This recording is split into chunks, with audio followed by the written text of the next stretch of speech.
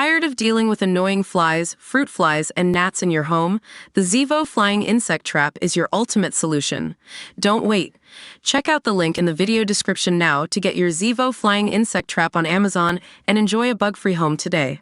James Jamie Harold Baldwin staged his wife's death, leaving law enforcement officers to believe she died in a car accident when his Jeep drove off a rural road and landed in an embankment on December 14, 2016. Judy Orr Baldwin's murder, and the attempted cover-up by her husband, a former police officer and dispatcher, is the subject of a classic Dateline true crime exposé, The Black Box, airing on NBC and streaming on Peacock on Saturday, July 6, 2024, at 10 p.m. Eastern Time. James Jamie Baldwin Jr. is currently serving a life sentence with no eligibility for parole. He is incarcerated within the South Carolina Department of Corrections, though his exact prison location is unknown. He began serving his sentence on August 14, 2018.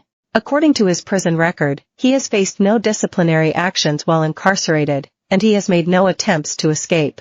On March 10, 2020, he began working as a wardkeeper assistant, which includes helping out in the day-to-day operations of a housing unit. Per his prison records, he has stopped working periodically only due to a hospital stay, lateral transfer, and 2 custody reviews.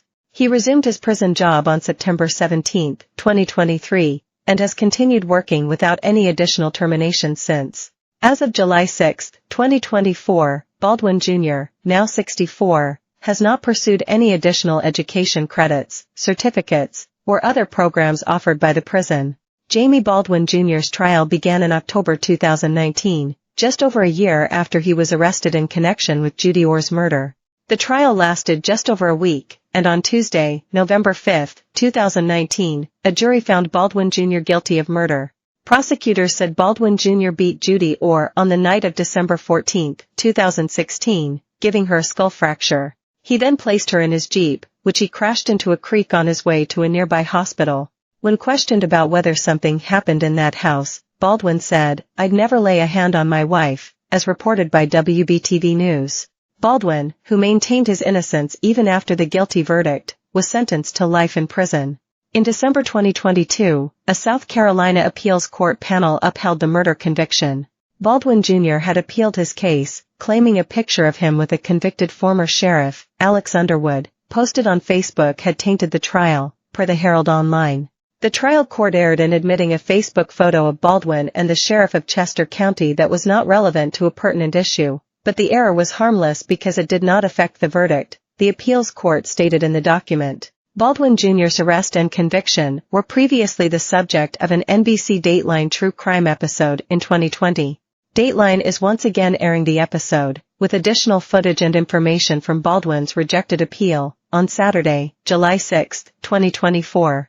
Jamie Baldwin Jr. initially told law enforcement officers that his wife, Judy, was hanging Christmas decorations at home the night of December 14, 2016. He claimed to have found her bleeding in the garage and told police he assumed she had fallen off a ladder.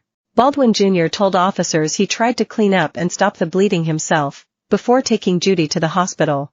On the way to the Piedmont Medical Center, Baldwin Jr. recalled swerving to avoid a crash with an oncoming truck, which resulted in his Jeep going down a nearby embankment. Baldwin told a Carolina Highway Patrol trooper he briefly lost consciousness, and when he awoke, he found his wife thrown out of the vehicle, dead. The trooper later told investigators he believed some parts of Baldwin Jr.'s story didn't add up.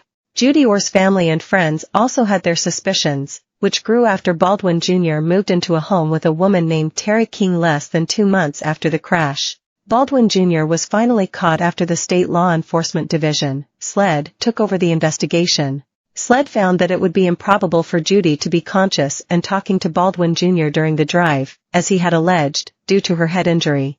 They also found that Baldwin Jr. had taken out an accidental death policy in Judy's name a few months before the crash, leaving him as the sole beneficiary of $25,000.